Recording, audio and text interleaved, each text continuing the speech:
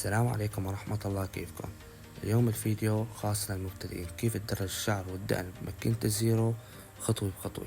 تابعوا الفيديو للأخير، حطولنا لايك وحطولنا متابعة لحتى نستمر. هلا أول ما بنبلش بنجيب ماكينة الزيرو وناخد الطبقة اللي بدنا إياها بهالطريقة هاي مثل ما انكم شايفين.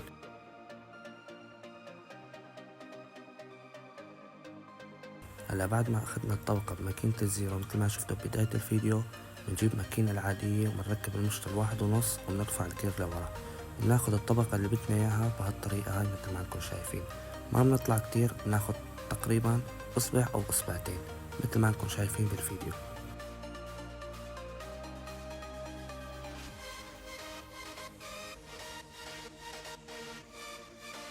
هلا بعد ما اشتغلنا بال1.5 مثل ما شفتوا بالفيديو، صار عندي هاي الطبقة مثل ما انكم شايفين. كيف ادمجها؟ بنشيل المشروط عن الماكينة وبننزل الكير لتحت وبنفتح طبقة مثل ما انا مأشركم بالفيديو بهالطريقة هاي. بحاول ما بطلع كتير وبخلي الخط مستقيم، يعني ما في شي طالع ونازل، عشان لما بدي اكسر الخط تطلع الدمجة باحتراف.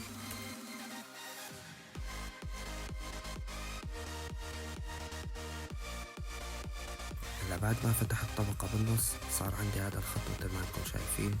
كيف ادمجه؟ بنرفع الجير لفوق وبنحاول ندمج خط الاساس مثل ما انكم شايفين بهالطريقة هاي بزاوية الماكينة. شايفين كيف عم اشتغل؟ شوي شوي وبحذر، عم اكسر شوي شوي، يعني ما بسرعة، شوي شوي وبحذر مشان يطلع معي الخط مدموج ولا كأنه في خط. هلا بعد ما دمجت الخط مثل ما انكم شايفين خط الاساس ولا كأنه في خط، صار عندي خط فوق. كيف ادمجه؟ بجيب الرقم الواحد وننزل الجير للنص او المنويل، بنحاول ندمج الخط شوي شوي وبحذر، يعني انا عم اشتغل ما بعلق ايدي كتير مشان ما اسوي خط تاني، بحاول اكسره بارضه بهالطريقة هاي مثل ما انكم شايفين.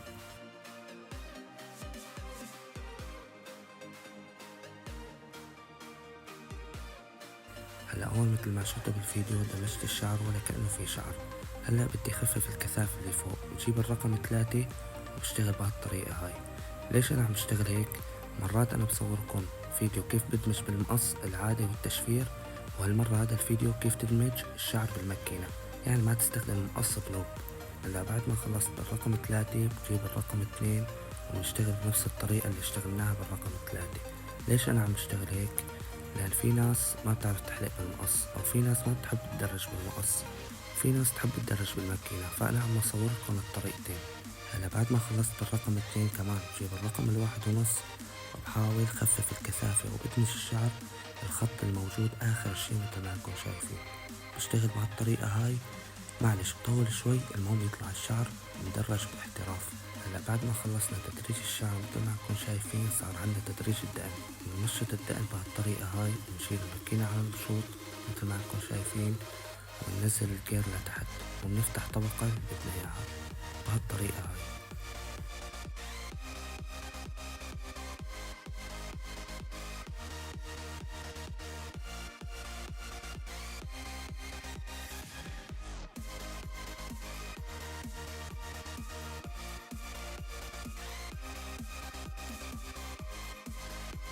هلا بعد ما خلصنا بالرقم النص والزيرو بالبداية، نجيب الرقم الواحد ونركبه بهالطريقة هاي ونرجع الجير لورا ونحاول ندمج الخط اللي ظاهر عندكم بالفيديو مثل ما انكم شايفين، وندمج الدقن كلياتها مع بعض بطريقة احترافية.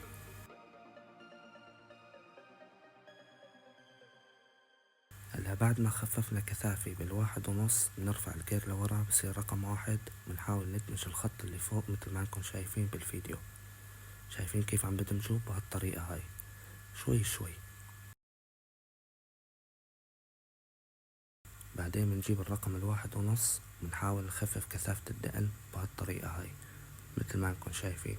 ما بنزل كتير، بحاول انزل شوي خفيفة، يعني بحيث انه تكون الدقن كلياتها مدموجة مثل طريقة الشعر. هلا لهون بيكون تقريبا درجنا الدقن 90%، وضل عندي خط فوق ظاهر مثل ما انكم شايفين بالشاشة. كيف اخفيه او كيف ادمجه؟ بجيب المشط المحير حاول اكسره على الخفيف مثل ما انكم شايفين بحيث انه يندمج، ما انزل بالدقن وانزع الدقن وسوي خط، لا شوي شوي. هلا بعد ما درجنا الدقن والشعر مثل ما انكم شايفين صار وقت التحديد.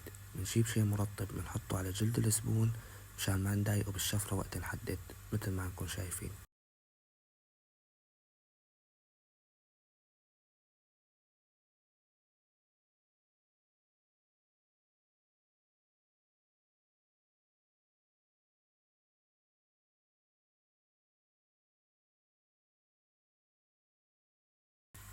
هون بيكون خلص الفيديو. طالعنا التدريج الاحترافي هاي بخطوات بسيطة، فقدروا تعبنا، حطولنا لايك وحطولنا متابعة لحتى نستمر. سلام.